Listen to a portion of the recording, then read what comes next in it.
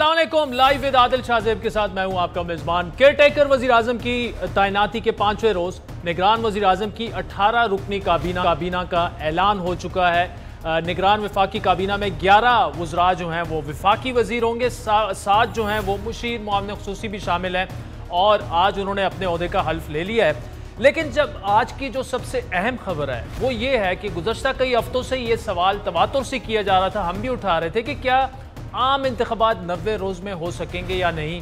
आज उसका जवाब भी मिल गया। इलेक्शन कमीशन ने अब ये वाज़े कर दिया है कि आम इंतखाबात 90 दिन में नहीं हो सकेंगे और उसकी वजह यह है कि मुल्क भर में नई मरदमशुमारी की बुनियाद पर हल्का बंदियाँ करने का हतमी फैसला किया जा चुका है, जिसके लिए इलेक्शन कमीशन को 4 माह का वक्त दरकार होगा। इलेक्शन कमीशन की जानिब से जो एलामिया जारी किया गया उसके मुताबिक डिजिटल मरदमशुमारी की हतमी इशाअत कर दी गई है। इलेक्शन एक्ट 2017 के तहत इलेक्शन कमीशन नई हल्का बंदियाँ करने का पाबंद है। इस हवाले से चारों सूबों की हल्का बंदी कमेटियाँ जो हैं 21 अगस्त तक वो कायम कर दी जाएंगी। हल्का बंदियों से मुतालिक इंतजामी उमूर 31 अगस्त तक मुकम्मल होंगे। 5 सितंबर से 7 सितंबर तक जो कौमी और सूबाई असम्बलियों की हल्का बंदी का कोटा है वो मुख्तस किया जाएगा। उसके बाद 8 सितंबर से 7 अक्टूबर तक हल्का बंदियाँ की जाएंगी। अक्टूबर 10 से 8 नवंबर तक हल्का बंदियों से मुतालिक तजावीज़ दी जाएंगी, जबकि इलेक्शन कमीशन 10 नवंबर से 9 दिसंबर तक हल्का बंदियों पर एतराज़ात पर फैसले करेगा और 14 दिसंबर तक हल्का बंदियाँ मुकम्मल करने के बाद इंतखाबी शेड्यूल का ऐलान किया जाएगा। यानी ये बात अब वाज़ेह हो चुकी है कि इंतखाबात का इनेकाद रवां बरस नहीं हो सकेगा। लेकिन साबिक वज़ीर आज़म शहबाज शरीफ हमारे प्रोग्राम में गुज़श्ता हफ्ते कर गए थे कि इंतखाबात में गैर ज़रूरी ताख़ीर नहीं होनी चाहिए और ना होगी। हुए नजर नहीं आ रहे। क्यों नहीं? आप इंटीरियर मिनिस्टर की स्टेटमेंट है कि इस साल नहीं होंगे। मैं आपको जो कानूनी बात बता रहा हूँ कि चीफ इलेक्शन कमिश्नर और उनका जो इदारा है, अब ये सारा बोझ जिम्मेदारी उनकी है और उन्होंने कराना है और यकीनन सब चाहेंगे इलेक्शन जितनी जल्दी हो सके हों।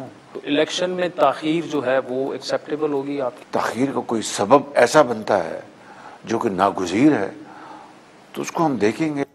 अब उस वक्त तो नून लीग का ये मौक़िफ़ था और इसी हफ्ते मैंने जब खुर्रम दस्तगीर साहब से पूछा कि जी अगर इंतखाबात में ताख़ीर की गई तो आपकी टेक क्या होगी, सुनिए उन्होंने क्या कहा। साथ को तक़वियत दी जा रही है, उनमें वज़न पैदा किया जा रहा है कि शायद ये पूरा मामला जो है ये अब इलेक्शंस नहीं होंगे, 2 साल का कोई प्लान आ चुका है। अगर हमें ये महसूस होगा इंतखाबात में एक गैर ज़रूरी और अनजस्टिफाइड ताख़ीर हो रही है तो फिर पाकिस्तान की जमहूरी जमातें इकट्ठी होंगी और इस बात का मुतालबा करेंगी कि इंतखाबात पर हों।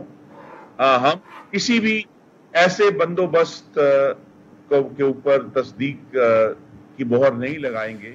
अब बड़ा वाज़े मौक़िफ़ था नून लीग का। नून लीग से आज भी गुफ्तगू करेंगे। एहसान इकबाल साहब हमें ज्वाइन करेंगे। इस वक्त पीपल्स पार्टी के मरकजी सेक्रेटरी इत्तलात जनाब फैसल करीम कुंडी साहब हमारे साथ मौजूद है। कुंडी साहब, इलेक्शन तो गए, डिले हो गए, क्या करेंगे अब? बिस्मिल्लाहिर्रहमानिर्रहीम। देखें, पाकिस्तान पीपल्स पार्टी का मौक़िफ़ ऑलरेडी इसके ऊपर आ चुका है कि आइन में 90 डेज़ इलेक्शन के हैं। आइन में जो है वो डिलिमिटेशन का तस्करा इस चीज़ में नहीं है। इलेक्शन कमीशन ने आज कहा है कि उनको 4 महीने या 6 महीने जो भी उन्होंने अपना स्केड्यूल दिया है, इस पर डेफिनेटली पाकिस्तान पीपल्स पार्टी की लीडरशिप की मीटिंग होनी है कल और इस पर हम अपना डिसीजन करेंगे कि हम इसके ऊपर क्या मौक़िफ़ लेने हैं। अच्छा, देखिए चीज़ है, अब उसमें हमने CCI की मीटिंग भी की है। इसमें मैं समझता हूँ, अगर क्लियर बात की, अभी आपने मुझे PMLN के फॉर्मर जो है वो प्राइम मिनिस्टर के और एक वफाकी वज़ीर के दिखाए हैं, तो क्या ज़रूरत पड़ी CCI मीटिंग कॉल करने की? कोई ज़रूरत थी? आपके चीफ मिनिस्टर उस मीटिंग का हिस्सा थे, उन्होंने एंडोर्स किया है। मैं मानता हूँ चीफ मिनिस्टर को, जब PTI की भी हुकूमत थी और हमारे चीफ मिनिस्टर को बुलाया जाता था या बताया जाता था और हमारे वहाँ उस वक्त प्राइम मिनिस्टर भी आते थे, उनको रिसीव भी करते थे, मीटिंग में भी जाते थे। लिहाजा जब वो थी तो वो एक चीफ मिनिस्टर जो है हमारे के जो सिंध के हैं वो गए हैं। लेकिन एक तरफ अगर आप ये देखें, मैंने आपके प्रोग्राम में पहले भी कहा है, क्या इखलाकी तौर पे या टेक्निकली कॉन्स्टिट्यूशनली 2 सूबों के चीफ मिनिस्टर जिनके पास सूबों का मैंडेट नहीं है, खैबर पख्तूनख्वा का और पंजाब का, وہ کس طریقے سے ہمارے صوبوں کی نمائندگی کر سکتے ہیں جو بغیر مینڈیٹ کے ہوں. یعنی آپ یہ سمجھتے ہیں کہ اگر پرانی مردم شماری پر ہی الیکشن ہو جاتے تو وہ بہتر تھے؟ میں ابھی بھی کہتا ہوں کہ وہی بہتر ہے.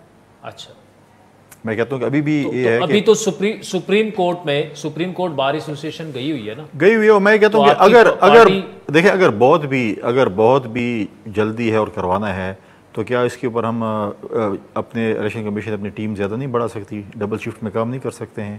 یا اگر ایمرجنسی بھی ہوتی ہے نا, آپ کہتے تھے بڑی لمبی کابینہ ہے, 100 ممبر ہیں, 90 ممبر ہیں, بڑے مرات لیتے ہیں, اب تو 15 رکنی آ گئی ہے.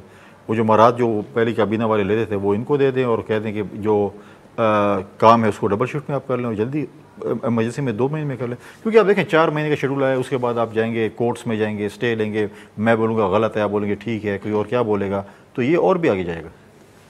آپ کو خدشات کیا ہیں؟ ہمیں خدشات یہ ہیں کہ یہ چیزیں جو ہے یہ الیکشن اس وقت جو ہے اکنامیکل انسٹیبلٹی اور پولیٹیکل انسٹیبلٹی کا واحد حل یہ ہے کہ اس ملک میں جلد از جلد فری اینڈ فیئر الیکشنز ہوں. وہ تو ہیں, یہ جو ڈیلے ہے یہ آپ کو غیر ضروری لگ رہا ہے؟ غیر ضروری ہے, اور میں سمجھتا ہوں کہ اس سے اگر یہ ڈیلے, میں نہیں سمجھتا کہ 4 سے 6 مہینے, یہ زیادہ بھی جا سکتے ہیں, زیادہ بھی جا سکتے ہیں. عدالتوں میں چلے جائیں گے, اسٹے لے لیں گے. آپ کی پارٹی کا یہ خدشہ ہے جو سب کا تھا کہ جی شاید یہ 1 سال پہ یہ معاملہ چلا. دیکھیں آپ کو بھی پتہ ہے کہ میں جاؤں گا, مجھے اعتراض ہوگا ڈیلیمیٹیشن پہ, کدھر جاؤں گا؟ کورٹ جاؤں گا, کورٹ مجھے پیشی دے گی, آپ کو بھی دے گی, پورے پاکستان میں یہ کیسز ہوں گے. آپ مجھے بتائیں پہلے عدالتوں میں فیصلے جو ہے نا, آج تک جو پچھلے الیکشنز کے فیصلے تھے جو الیکشن ٹریبیونل کے تھے, آج تک سپریم کورٹ میں ان کے فیصلے نہیں ہوئے, 5 سال بھی گزر گئے. تو اگر عدالتوں میں اب چلا گیا تو پھر تو آپ سمجھیں کہ پھر یہ کونڈی صاحب, آپ جس حکومت کا حصہ تھے, یہ آخری دنوں میں سارے فیصلے انہوں نے کیے ہیں. میں سمجھتا ہوں بذات خود کہ یہ فیصلہ نہیں کرنا چاہیے تھا, غلط تھا. اچھا, اگر کرتے بھی صحیح, اس کے اندر ایک شک رکھتے کہ ٹھیک ہے ہم نے کر لیا ہے, لیکن جو نیکسٹ گورنمنٹ الیکشن کے بعد آ رہی ہے اس کو چاہیے کہ اس ڈیلیمیٹیشن شروع کریں. اب یہ کیا ہے, ٹھیک ہے ہم نے اس کو کیا, لیکن یہ کوئی کانسٹیٹیوشنلی اس پہ بائنڈ نہیں ہے. ہاں ڈیلیمیٹیشن اس وقت کریں جب آپ سیٹیں بڑھا رہے ہیں. آپ سیٹیں بھی نہیں بڑھا رہے, سیٹیں صوبوں میں نہیں بڑھیں گی کیونکہ آپ کے لیے کانسٹیٹیوشنل امینڈمنٹ چاہیے. اگر اسمبلی ہوتی بھی سی پھر بھی نہیں بڑھتی. اس وقت میں نے آپ کے ساتھ ایک پروگرام کی, میں کہا جب تک کانسٹیٹیوشنل امینڈمنٹ نہیں ہوگی, اور کانسٹیٹیوشنل امینڈمنٹ 2/3 میجورٹی کے ساتھ ہونی ہے, اور 2/3 میجورٹی تھی نہیں کیونکہ پی ٹی آئی کے MNAs نے استعفے دیے ہوئے تھے, تو اس لیے ہو نہیں سکتی تھی. لہٰذا یہ چیز میں سمجھتا ہوں کہ الیکشن ملتوی کرنے کے لیے یہ بہانہ بن رہا ہے. ہم کہتے ہیں کہ یہ آئین میں یہ نہیں ہے, اس کو فی الحال پینڈنگ کر دیں, الیکشنز کرا لیں, اس کے بعد جو اگلی حکومت آتی ہے وہ ڈیلیمیٹیشن کریں. اور کیا نون لیگ اگر آپ کا اس پہ ساتھ نہیں دیتی, آپ کا موقف پھر بھی یہی رہے گا؟ بالکل, اور موقف ضروری تو نہیں کہ ہم نون لیگ کے ہر موقف کو تائید کریں گے. 11-12 جماعتیں, ہر کسی کا اپنا موقف بھی ہو سکتا ہے. ہم تو کہتے ہیں الیکشن جلدی ہوں. ہم نے تو پہلے ان کے موقف کی ایک تائید کی تھی کہ 90 دن میں الیکشن ہوں. ہم تو 60 دن میں چاہتے تھے. PDM کی جماعتیں چاہتی تھی کہ جی نہیں ہمیں 90 دن چاہیے. ہم نے کہا آپ کو 90 دن آپ کے لیے ٹھیک, لیکن اب یہ تو نہیں ہے کہ وہ کہیں کہ جی 90 سے 180 ہو گئے, 380 بھی ہو سکتے ہیں. تھوڑا صبر کریں, انشاءاللہ ٹھیک ہو جائے گا. Faisal Karim Kundi sahab, thank you so much for joining اس. ناظرین, پیپلز پارٹی کا موقف کلیئر کٹ موقف فیصل کریم کنڈی صاحب نے دیا. بریک کے بعد سابق وفاقی وزیر اور نون لیگ کے سیکرٹری جنرل احسن اقبال صاحب ہمیں جوائن کریں گے, ہمارے ساتھ رہیے. ویلکم بیک ناظرین. بڑا کلیئر کٹ موقف پیپلز پارٹی کا آگے. آج جو الیکشن کمیشن نے فیصلہ کیا, ڈیجیٹل مردم شماری کے تحت انتخابات ہوں گے, اور یہ معاملہ چلا گیا تقریباً مڈ دسمبر تک. اس کا مطلب کہ فروری سے پہلے تو الیکشن ہو ہی نہیں سکتے. نون لیگ کے سیکرٹری جنرل سابق وفاقی وزیر احسن اقبال صاحب ہمارے ساتھ موجود ہیں. احسن اقبال صاحب, اب آپ کیا کہہ رہے ہیں, کیونکہ پیپلز پارٹی تو کہہ رہی ہے کہ یہ غیر ضروری طور پر انتخابات ڈیلے کرنے کی ایک سازش لگ رہی ہے, اور شاید مدت جو ہے الیکشن ڈیلے ہونے کی یہ مزید بڑھ سکتی ہے, ایسا نہیں ہونا چاہیے, فوراً انتخابات کروائے جائیں 90 روز میں.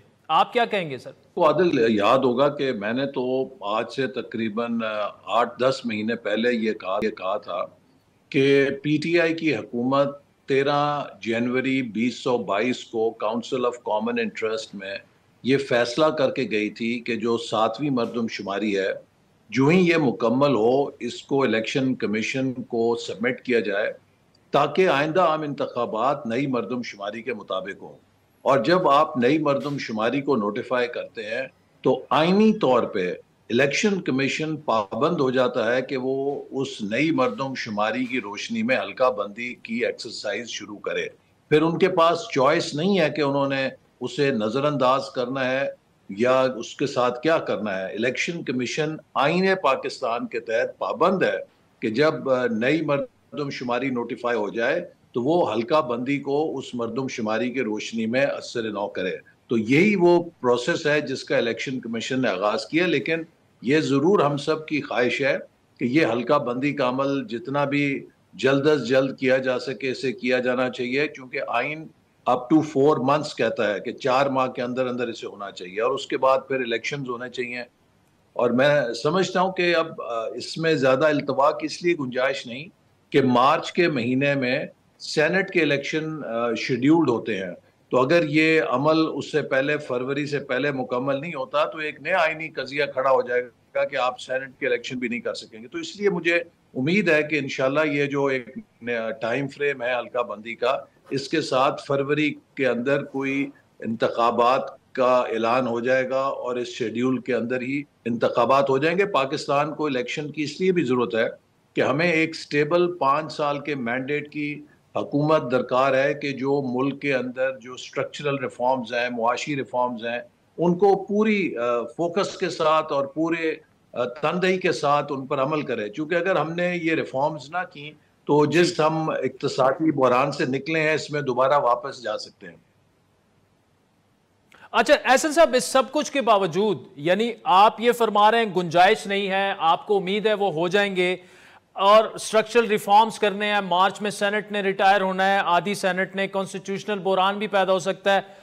Despite all of that Peoples party کو تو خدشہ اب یہی ہے کہ اب یہ جو ڈیلے ہوا ہے یہ مزید ڈیلے ہوگا. آپ کس بنیاد پر پر امید ہیں، اور کیا نواز شریف صاحب سمجھتے ہیں کہ فروری میں الیکشنز جو ہیں وہ ہر صورت ہو جائیں گے؟ دیکھیے، ہم تو ہر صورت میں آئین کی عملداری پر یقین رکھتے ہیں، اور جیسے میں نے کہا کہ جب مردم شماری نوٹیفائی ہوگی تو اس کے بعد پاکستان کے آئین کا تقاضا ہے کہ فوری طور پہ حلقہ بندی کو انڈرٹیک کیا جائے جو 4 ماہ کا عمل ہے، اور اس کے بعد پھر 2 ماہ کے اندر اندر الیکشن ہوں گے. تو یہ ایک آئینی ٹائم فریم ہے. اگر اس ساؤنڈ جایا جاتا ہے تو پھر پاکستان کے آئین کے اندر کوئی ایسی مجھے پروویژن نظر نہیں آتی کہ جس سے آپ آگے جا سکیں. جیسے میں نے کہا کہ پھر سینٹ کے انتخابات بھی ایک بحران پیدا کر دیں گے، اس وقت تک وہ الیکٹورل کالجز نہیں ہوں گے جو سینٹ کا انتخاب کرتے ہیں. تو یہ چیز ایک ہوتی ہے سیلف فلفلنگ پروفیسی. ایسی باتیں اگر ہم جب کرتے ہیں تو وہ چیزیں سچی بھی ہو جاتی ہیں. لہٰذا ہم سب کو ایک ہی آواز سے کہنا چاہیے کہ ملک کے اندر آئین کے مطابق جو طریقہ کار ہے اس پر عمل کرتے ہوئے الیکشنز منعقد ہوں، تاکہ پاکستان میں ایک مستحکم منتخب حکومت آئے جو ملک کے مستقبل کے لیے جو نہایت ہی اہم ریفارمز ہیں، جو اقتصادی اصلاحات ہیں، اور ملک کے لیے جو دیگر اہم فیصلے ہیں ان کو سب کے تعاون کے ساتھ کرے. ہمیں اب ملک کو آگے لے کر جانا ہے. ہمارے سامنے 2035 تک ہم نے ابھی سٹڈی جاری کی تھی پلاننگ کمیشن سے. چوائس ہے کہ یا ہم 2035 تک اپنی اکانومی کو $1 ٹریلین کی اکانومی بنا سکتے ہیں، یا $500 بلین کی اکانومی پہ رہ سکتے ہیں اگر ہم بزنس ایز یوزول پہ چلیں گے. بزنس ایز یوزول کا مطلب ہے کہ ہماری فی کس آمدنی آج سے 10-12 سال بعد بھی تقریباً $2000 کے قریب ہوگی. لیکن اگر ہم نے ایک فاسٹ گروتھ ٹریک لے لیا تو ہم اپنی فی کس آمدنی $4000 تک لے کے جا سکتے ہیں. یہ چوائس ہے کہ ہم کس طریقے سے آگے بڑھیں گے. نیشنز کے پاس، افراد کے پاس ان کی تقدیر ان کے فیصلوں میں ہوتی ہے. تو ہم سب کو صحیح فیصلے کرنے چاہیے. ملک کے اندر انتخابات آئین کے مطابق ہوں، اور قوم جو ہے ایک مستحکم حکومت لائے، ایک ایسی حکومت لائے جو اس بحالی کے عمل کو اور اس ایجنڈے کو جس کے لیے ہم نے محنت سے رخ کو ٹھیک کیا آگے لے کے چلے. 2018 کی طرح وہ سارے عمل کو ڈسرپٹ نہ کرے، یو ٹرن نہ لے. سی پیک کا ایک نیا مومنٹم بن رہا ہے.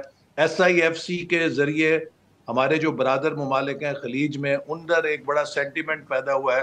آج پاکستان کے بارے میں ایک بلش دوبارہ انویسٹر کمیونٹی ہو رہی ہے کہ پاکستان میں billions of dollars CPEC phase 2 میں جائیں گے، SIFC کے تحت جائیں گے. تو اس سفر کو ہمیں آگے اگر جاری رکھنا ہے تو اس کے لیے ہمیں کنٹینیوٹی کی ضرورت ہے. لیکن احسن صاحب، یہ جو خدشات ہیں، پیپلز پارٹی آپ کی اتحادی جماعت رہی ہے، CCI کی میٹنگ میں اس وقت کے وزیر اعلیٰ مراد علی شاہ بھی تھے، لیکن اب تو وہ جو کلیئر کٹ جس خدشات کا اظہار کر رہے ہیں، کیا نواز شریف صاحب، میں پھر یہ ریپیٹ کروں گا، میں اس لیے پوچھ رہا ہوں، کیا اگر تو وہ سرٹن ہیں اور وہ نیکسٹ منتھ جس طرح بتا رہا ہے وہ آ رہے ہیں، تو کسی وجہ سے وہ سرٹن ہوں گے کہ الیکشنز ہو رہے ہیں، یہ جو یقین ہے یہ کہاں سے آ رہا ہے جو پیپلز پارٹی کو نہیں ہے لیکن نون لیگ ابھی بھی سمجھتی ہے کہ الیکشنز جو ہیں وہ ہو جائیں گے؟ دیکھیے، میرے خیال میں کہ اس میں کسی تجزیے کی ضرورت نہیں ہے. ہر کسی کو بخوبی اندازہ ہے کہ پاکستان کے جو مسائل ہیں اس میں کسی قسم کا جو کیئر ٹیکر سیٹ اپ ہے، چاہے اس میں آپ دنیا کے قابل ترین لوگ بٹھا دیں، چاہے دنیا کے سارے نوبل انعام یافتہ مشیر لا کے بٹھا دیں، کیئر ٹیکر سیٹ اپ کے اوپر بے یقینی کے، انسرٹنٹی کے بادل چھائے رہتے ہیں، اور کبھی کوئی انویسٹر ان کے ساتھ لانگ ٹرم بیسس کے اوپر بات چیت نہیں کر سکتا، کیونکہ وہ یہی سوچے گا پتہ نہیں یہ 6 مہینے ہیں، سال ہیں، 1.5 سال ہیں، 2 مہینے ہیں، کتنا عرصہ ہے. تو پاکستان کو ایک 5 سال کے مینڈیٹ کی حکومت کی ضرورت ہے، منتخب حکومت کی ضرورت ہے جو اقتصادی بحالی کے عمل کو آگے لے کر جا سکے. اس پہ چوائس نہیں ہے. اگر چوائس ہو تو ہم اور آپ تجزیہ کر سکتے ہیں. میرا خیال ہے پاکستان کے جو معروضی حالات ہیں اس میں کسی کے پاس بھی چوائس نہیں. اگر ہم نے اس کو ڈی ریل کیا اور کیئر ٹیکر سیٹ اپ کسی طرح خدا نہ خواستہ اگر ڈیلے بھی ہوتا ہے یا زیادہ غیر ضروری طول پکڑتا ہے تو وہ کیا معجزہ کر لیں گے؟ کچھ معجزہ نہیں کر سکیں گے، کیونکہ وہ ایک انٹرم سیٹ اپ ہی ہے، اس کے اوپر کبھی کوئی بھروسہ نہیں کر سکتا. تو پاکستان کے لیے ایک مستقل بنیاد پر ایک منتخب حکومت کا آنا جو فل مینڈیٹ کے ساتھ آئے، اس کی اقتصادی بحالی کے لیے اور اقتصادی مستقبل کے لیے ناگزیر ہے. ٹھیک. ایسے صاحب، نواز شریف صاحب کی واپسی کے حوالے سے سٹیٹمنٹ، اور میری خود ان کی فیملی کے قریبی ذرائع سے ان کے صاحبزادے حسین نواز سے بات ہوئی 2 دن پہلے. انہوں نے اس کی تصدیق کی کہ یہ فیصلہ ہو چکا ہے کہ سپٹمبر میں انہوں نے آنا ہے. تاریخ کا ابھی فیصلہ نہیں ہوا. کیا انہیں اگر وہ مزید ڈیلے کر دیتے ہیں واپسی تو نون لیگ کی سیاست جو کہ پچھلے 16 مہینوں میں آپ نے جو فیصلے کیے اس میں کوئی دو رائے نہیں کہ کافی نقصان پہنچا، پولیٹیکل کاسٹ آپ نے اس کی پے کی، اگر نواز شریف صاحب مزید تاخیر کرتے ہیں آنے میں تو اس وقت جو حالات ہیں آپ کی پارٹی کو مزید سیاسی نقصان پہنچے گا؟ آپ ایگری کرتے ہیں اس سٹیٹمنٹ سے؟ دیکھیے، پہلی بات میں آپ کو یہ بتاؤں کہ جو ہمارا ووٹر ہے اس کو بالکل یقین ہے اور اس کو معلوم ہے کہ جو مسلم لیگ نون نے اس مشکل حالات میں ملک کو سنبھالا، اس تباہی کا ذمہ دار کون ہے. عمران نیازی صاحب جو ملک کے اندر ناتجربہ کاری سے، اناڑی پن سے ملک کی تباہی کر کے گئے، سی پیک کو تباہ کیا، اور ملک کے اندر سوائے انہوں نے انتقامی کارروائیوں کے 4 سالوں میں کوئی ترقی کا منصوبہ نہیں چلایا اور ایک دیوالیہ معیشت چھوڑ کر گئے. اس بارے میں کم از کم مسلم لیگ نون کا ووٹر جو ہے وہ کنفیوز نہیں ہے. اور مسلم لیگ نون کا ووٹر یہ بھی جانتا ہے کہ ہم نے 14-16 مہینوں کے اندر ملک کو ٹرن اراؤنڈ کیا ہے. میرے پاس ایک صاحب دبئی سے تشریف لائے، وہ سینئر انویسٹمنٹ کنسلٹنٹ اور ایکوٹی مینیجر ہیں فنڈ کے. انہوں نے کہا کہ آج سے 16 ماہ پہلے انویسٹمنٹ سرکلز میں یہ بات ہوتی تھی کہ پاکستان کتنی دیر میں ڈیفالٹ کرے گا.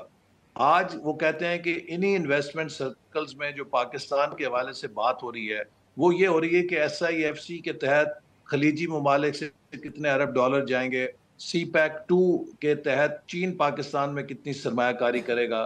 تو پاکستان کا نیریٹو الحمدللہ ان 16 مہینوں میں ہم نے بدلا ہے. ملک کے اندر انفلیشن کی مشکلات کا ہمیں سامنا ہے، اور اس کی بڑی وجہ یہ ہے کہ یہ وہ IMF پیکج ہے جس کے اوپر عمران خان صاحب سرنڈر کر کے گئے تھے. آج وہ قوم کو بڑی پیغامات دے رہے ہیں کہ جی آزادی کے لیے، غیرت کے لیے کھڑے ہو جاؤ.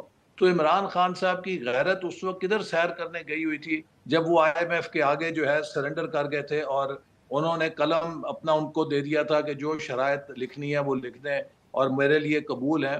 اور آج انہی شرائط کو ہم پورا کر رہے ہیں جو عمران خان صاحب IMF کے ساتھ ایگری کر کے گئے تھے اور جس کی قیمت ہم ملک کی خاطر ادا کر رہے ہیں. تو یہ بات ہمارے ووٹر کو پتہ ہے اچھی طرح، اور میرا خیال ہے کہ آپ سب میڈیا میں بھی ان چیزوں پہ بحث کرتے ہیں. لوگ باخبر ہیں، لوگ بے خبر نہیں ہیں.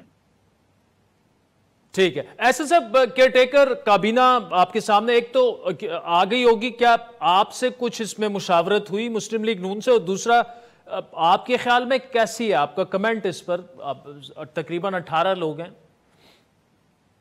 دیکھیے مجھے زیادہ ابھی نہیں معلومات، چونکہ میں اس وقت چین کے اندر ہوں، ایک کانفرنس میں آیا ہوا ہوں، لیکن ہمارا اس معاملے میں کوئی دخل نہیں. یہ وزیر اعظم جو انوار الحق کاکڑ صاحب ہیں اور ان کے رفقا کا مشاورت سے انہوں نے کی ہوگی.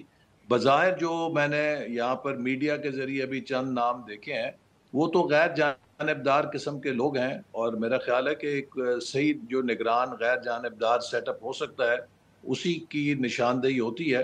تو میں امید کرتا ہوں کہ یہ کابینہ اور وزیر اعظم جو ان کا بنیادی فرض ہے کہ ملک کے اندر آزاد، شفاف، منصفانہ انتخابات کر کے اپنا آئینی کردار بر وقت پورا کرتے ہوئے یہ تاریخ میں سرخرو ہوں. Ahsan Iqbal sahab, thank you so much for joining اس. ناظرین وقت بریک کا، جس کے بعد تجزیہ لیتے ہیں سینئر صحافی اور کالمسٹ مظہر عباس صاحب سے. ہمارے ساتھ رہیے. ویلکم بیک ناظرین. انتخابات ڈیلے ہو چکے ہیں، کیئر ٹیکر کابینہ جو ہے وہ بن چکی ہے 18 رکنی، اور ملک بظاہر تو چل رہا ہے. لیٹس سی کہ کس طرف معاملات جائیں گے، لیکن اس پر گفتگو ہو رہی ہے. پیپلز پارٹی کی آج آپ نے گفتگو سنی. فیصل کریم کنڈی صاحب مرکزی سیکرٹری اطلاعات ہیں، بڑا کلیئر کٹ انہوں نے بتایا کہ انہیں خدشہ یہ ہے کہ یہ صرف دسمبر تک ڈیلے نہیں ہے، یہ معاملہ طول بھی پکڑ سکتا ہے. لیکن پھر سوال یہ پیدا ہوتا ہے کہ جاتے ہوئے جس حکومت میں پیپلز پارٹی شامل تھی، جو فیصلے انہوں نے کیے، خصوصاً جو مشترکہ مفادات کونسل کا اجلاس تھا، اس میں وزیر اعلیٰ سندھ شریک تھے.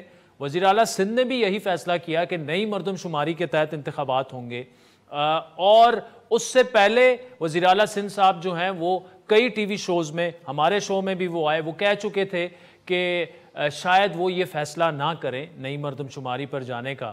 اب پیپلز پارٹی جو ہے ان کو کیوں یہ خدشات ہیں؟ یہ سوالات ہم نے کنڈی صاحب کے سامنے رکھے. پھر احسن اقبال صاحب کی گفتگو آپ نے سنی. وہ انہیں امید ہے کہ الیکشنز فروری میں ہو جائیں گے، اور احسن اقبال صاحب کی آپ نے گفتگو جو سنی، انہوں نے یہ بھی کہا کہ کوئی گنجائش نہیں ہے ضرورت غیر ضروری تاخیر کی، پاکستان افورڈ نہیں کر سکتا اگر ایسا ہوا الیکشن میں. لیکن وثوق سے وہ یہ نہیں کہہ سکتے کہ انتخابات جو ہیں وہ فروری میں بھی ہو جائیں گے یا نہیں. ان تمام معاملات پر تفصیلی گفتگو کریں گے. ہمیں جوائن کیا ہے معروف کالمسٹ ہیں، سینئر اینالسٹ ہیں، جیو نیوز سے وابستہ ہیں، جناب مظہر عباس صاحب. مظہر عباس صاحب بہت شکریہ. سر اس وقت آپ کو ایک تو پہلے کیئر ٹیکر کیبنٹ پہ آ جائیں، 18 رکنی ہے. کیا آپ سمجھتے ہیں کہ یہ جتنا بھی عرصہ ہے، 3 مہینے ہے، 5 ہے، 6 ہے، سال ہے، جتنا بھی ہے، آپ اس کابینہ کی سلیکشن کو کیسے دیکھ رہے ہیں؟ ساری چیزیں ہم ایک ایسے سال میں کر رہے ہیں جو آئین کی 1973 کے آئین کی 50واں سال ہے، اور جس طریقے سے ہم آئین کو روند رہے ہیں میرا خیال ہے انتہائی شرمناک ہے. ابھی آپ نے فیصل کنڈی صاحب کا بتایا، احسن اقبال صاحب کا بتایا. میرا خیال ہے پی ڈی ایم کی کوئی جماعت بھی جو کچھ ہو رہا ہے اس سے بری الذمہ نہیں اپنے آپ کو کر سکتی. لگتا یہ ہے کہ آج ویسے بھی 17 اگست ہے، تو لگتا یہ ہے کہ جنرل ضیاء کا جو 90 ڈیز کے وعدے تھے وہ اب پی ڈی ایم کے بھی 90 ڈیز کے وعدے جو ہے وہ نظر آ رہے ہیں. الیکشن فروری میں ہو، الیکشن دسمبر میں ہو، الیکشن اگر نومبر میں نہیں ہوتا تو یہ آئین کی کھلم کھلا خلاف ورزی ہے. آئین کو آپ نے مذاق بنا دیا ہے. آج الیکشن کمیشن نے جو اعلان کیا ہے، کوئی ایک جماعت بتائیں جو سابق حکمراں جماعت ہیں جنہوں نے اس اعلان کو کنڈیم کیا ہو، جنہوں نے یہ کہا ہو کہ الیکشن کمیشن وقت پر الیکشن کرائے. تو خیر جہاں تک کیئر ٹیکر کی میرٹس ڈی میرٹس کا ہے، تو جس طریقے سے راجہ ریاض صاحب نے اعلان کر دیا کہ 15 فروری کو الیکشن ہوں گے، اسی طریقے سے طلال اپنا انور کاکڑ صاحب کا نام آیا، انوار الحق کاکڑ صاحب کا نام آیا، جس کے بارے میں خواجہ آصف کہتے ہیں کہ مسلم لیگ نون اور پیپلز پارٹی نے تو ڈاکٹر مالک کا نام دیا تھا. اب آپ اس میں آپ دیکھیں کہ یہ پورا جو چیزیں آ رہی ہیں سامنے، اس سے کیا ظاہر ہو رہا ہے کہ سابق وزیر اعظم شہباز شریف جو ہے وہ سائن کر رہے ہیں انوار الحق کاکڑ صاحب کے وزیر اعظم بننے پر. اور مسلم لیگ نون کے رہنما خواجہ آصف صاحب کہہ رہے ہیں کہ پیپلز پارٹی، اور انہوں نے تو یہ نام پریزنٹ کیا تھا.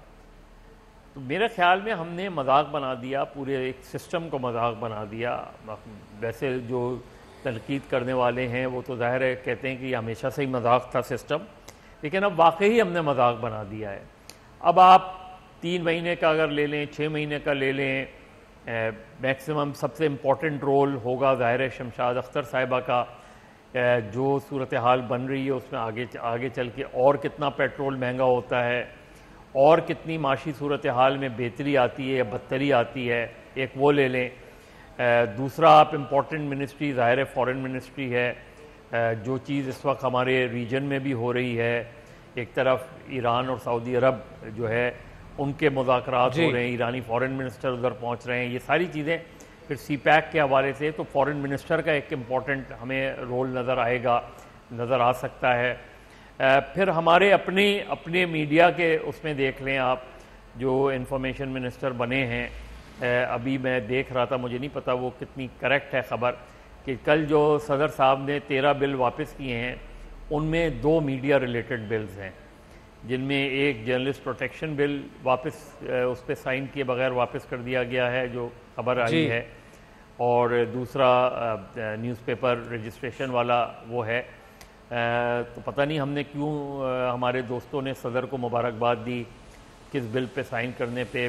پیمرا پہ ٹھیک ہے، ہماری ایک جوائنٹ جو بھی تھی انہوں نے اپنا ایک موقف کیا، میں تو اس سے اختلاف کرتا ہوں، کیونکہ میں سمجھتا ہوں کہ اس میں اور بھی بہت سی چیزیں تھیں جہاں میڈیا ورکرز کی بات ہوئی تھی کہ ان کی تنخواہوں کا مسئلہ کافی حد تک، لیکن اگر میڈیا سروس اسٹرکچر ہوتا تو اور بھی بہتر ہوتا.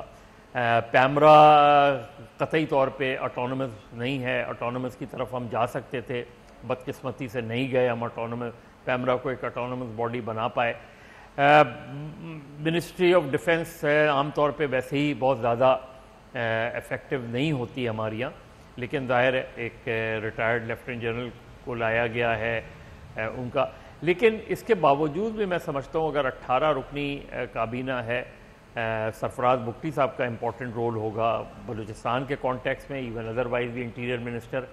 لیکن پوری اگر ہم دیکھیں تو میرے خیال میں 8 سے زیادہ بڑی کابینہ نہیں ہونی چاہیے تھے. 8 سے لے کے میکسیمم اگر آپ چاہیں بھی تو 10 وہ زیادہ ٹھیک بہت زیادہ ہے. 18 منسٹر ہیں اور باقی معاون خصوصی ہیں، کیا ضرورت تھی اس چیز کی؟ ٹھیک. اچھا مجھے مظہر صاحب یہ بتائیے گا کہ آپ گفتگو کے آغاز میں فرمایا کہ کسی سیاسی لیڈر نے بڑی سیاسی جماعت نے کنڈیم نہیں کیا جو الیکشن کمیشن نے آج کیا ہے، لیکن صاحب یہ فیصلہ تو ان کا اپنا تھا نا.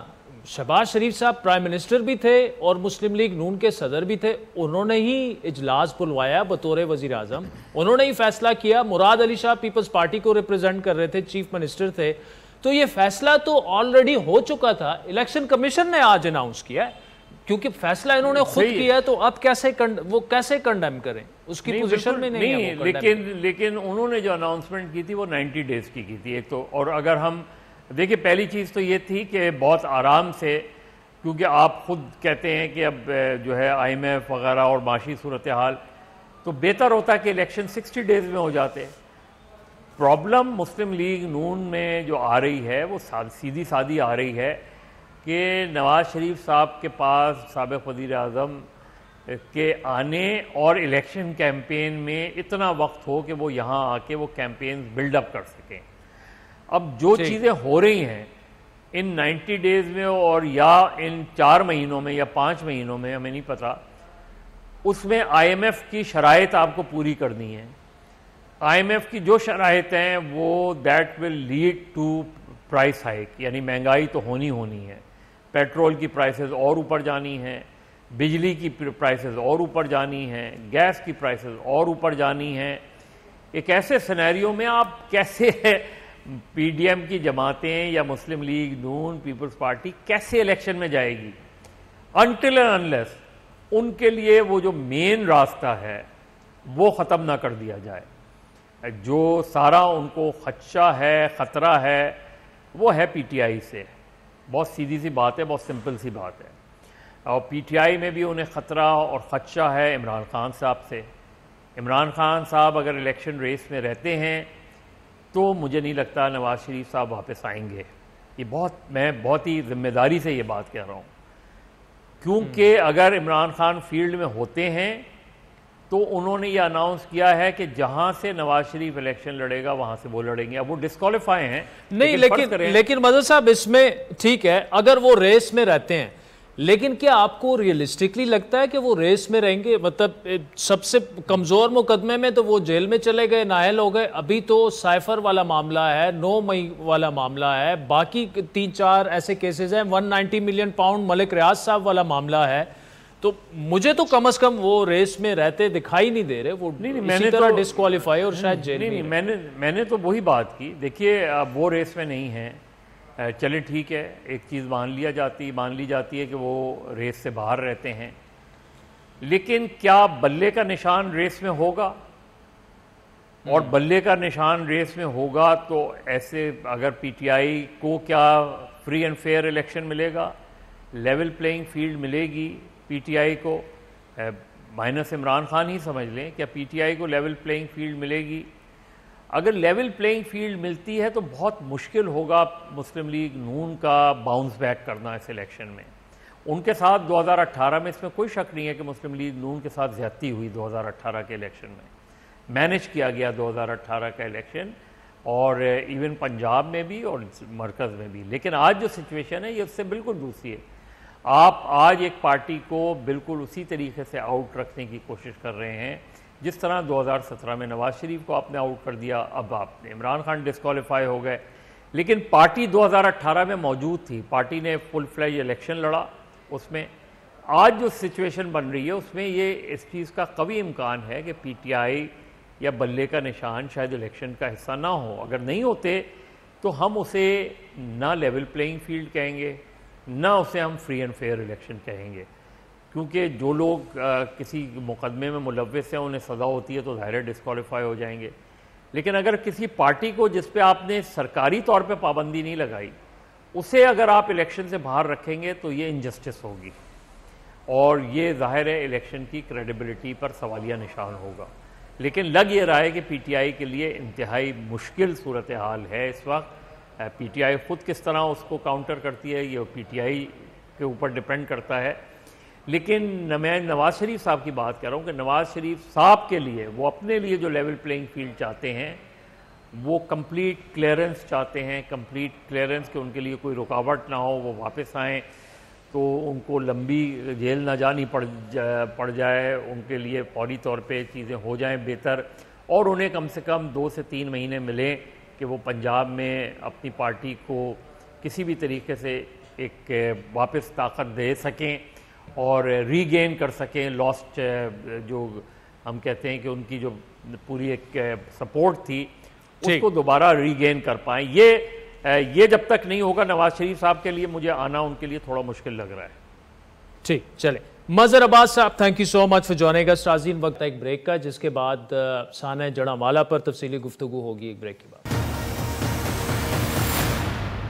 ویلکم بیک ناظرین. گزشتہ روز ضلع فیصل آباد کے شہر جڑاں میں پیش آنے والے دل دہلا دینے واقعے نے جہاں سب کو تکلیف میں مبتلا کیا, وہیں عالمی سطح پر پاکستان سے متعلق ایک منفی پیغام بھی گیا جو نہیں جانا چاہیے تھا, اور وہ یہ تھا کہ حکومت ایک بار پھر ملک میں بسنے والے اقلیتوں کو تحفظ فراہم کرنے میں ناکام ہوئی اور ایک ہجوم کے سامنے بے بس نظر آئی, اور اقدامات کرنے کی بجائے صرف بیانات ہی سامنے آتے رہے. گزشتہ رات وزارت اطلاعات کی جانب سے ٹویٹ کیا گیا کہ جڑنوالا میں قرآن پاک کی بے حرمتی کے افسوسناک واقعے کی ابتدائی تحقیقات سے یہ بات سامنے آئی ہے کہ یہ مکروہ عمل ایک سوچی سمجھی سازش کے تحت کیا گیا تاکہ عوامی جذبات کو ابھا کر فساد پھیلایا جائے اور امن و امان خراب کیا جا سکے. اور آج کیئرٹیکر جو پرائم منسٹر چیف منسٹر ہیں پنجاب کے, انہوں نے بھی یہ کہا کہ واقعہ منصوبہ بندی کے تحت کیا گیا.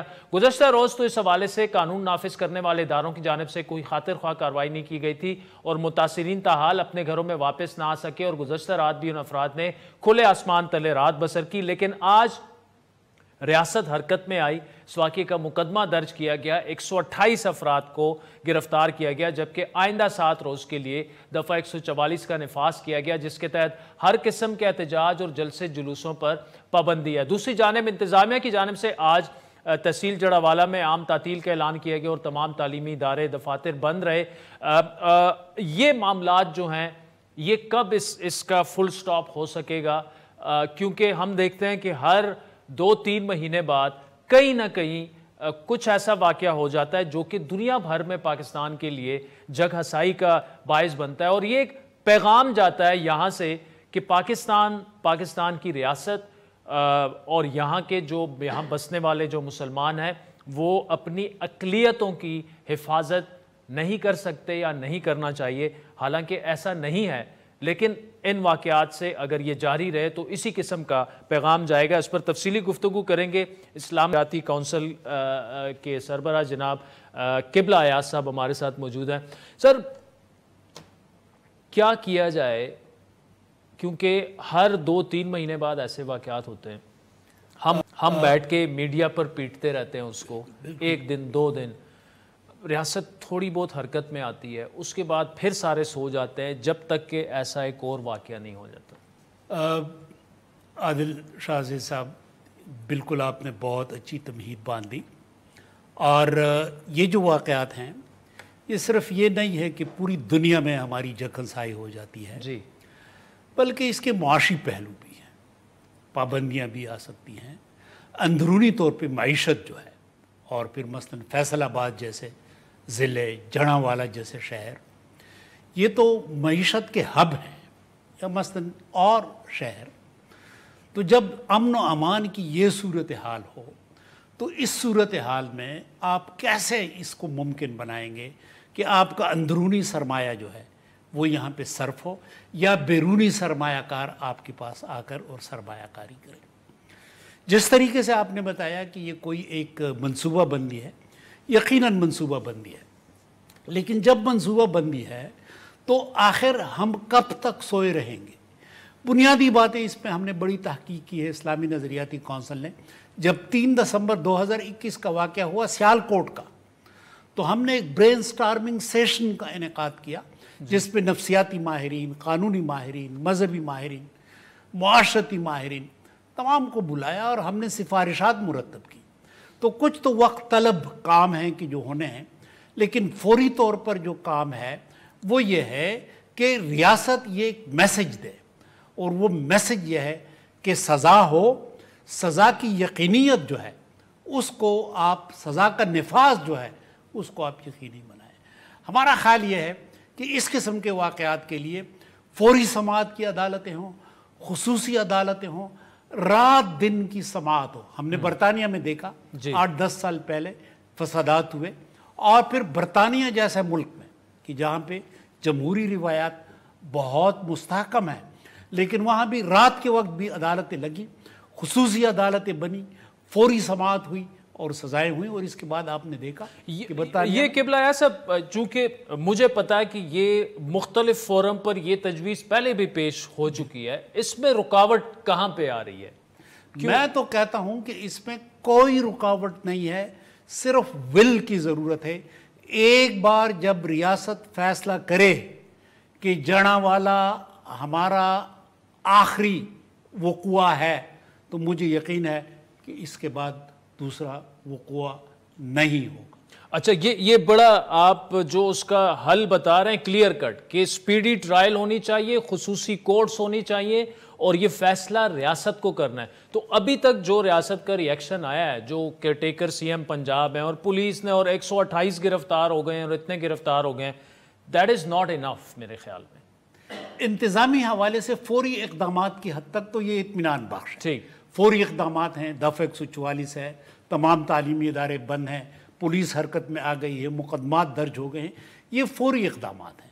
لیکن وہ اقدامات کے جو نتیجہ خیز ہوں وہ یہ ہے کہ فوری طور پہ میں یہ ماننے کے لیے تیار نہیں ہوں کہ یہ پتہ نہیں لگ سکتا کہ کون ذمہ دار ہے, کس نے جھوٹ بولا, کس نے یہ پلاننگ کی. اس بات کا پتہ لگانا میں کم از کم ماننے کے لیے تیار نہیں ہوں.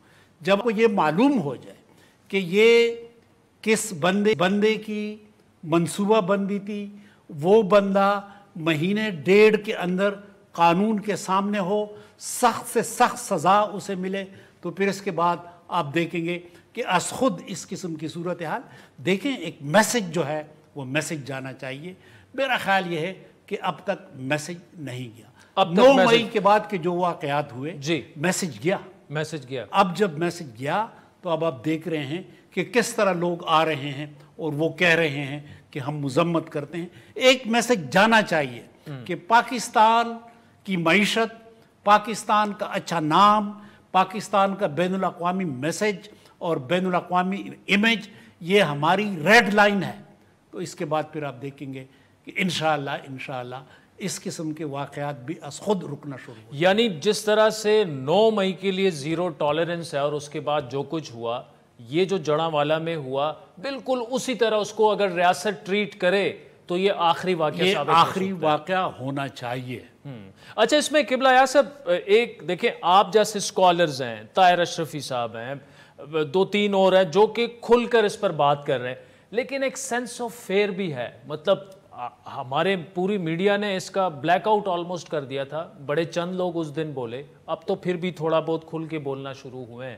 لیکن ایک معاملہ یہ بھی ہے کہ ڈیفرنٹ پریشر گروپس ہیں، وہ ہیں، یہ دیکھیں نا یہ کیا کر رہے ہیں، ایک فتویٰ آ جائے تو یہ بھی ایک مسئلہ ہے.